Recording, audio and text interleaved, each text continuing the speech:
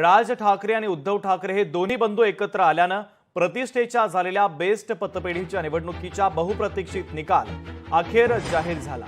यामध्ये ठाकरे बंधूंना मोठा झटका बसलाय, तर या निवडणुकीमध्ये प्रचंड चर्चा असलेल्या ठाकरे बंधूंच्या उत्कर्ष पॅनलला एकही जागा जिंकता आली नाही। बेस्टवर शशांक राव यांच्या पॅनलनं 14 जागा जिंकल्या, तर बेस्ट पतपेढीतील 9 वर्षांची सत्ता ठाकरेंच्या शिवसेनेनं गमावली आहे।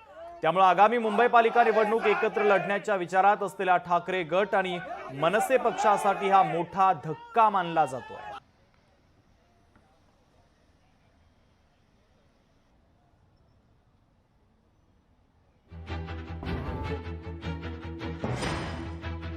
बेस्टची निवडणूक लढवणार आहेत आणि आता महाराष्ट्राला कळणार की ठाकरे ब्रँड काय आहे हे बोलणारे संजय राऊत आणि याच भाषेत बोलणारे उभाटाचे नेते आणि मनसेचे नेते, मला वाटतं की आता या निवडणुकीतून जनतेने दाखवून दिलेलं आहे की ठाकरे बंधू ब्रँड नव्हे तर आता बँड झालेले आहेत। मला वाटतं ते बँडवाल्यांचे कपडे घालून त्यांनी आता राजकारण करायला पाहिजे आणि बँडवाल्यांचा हेडमास्टर म्हणून संजय राऊतांनी ती हातात दांडी घेऊन फिरवायला पाहिजे।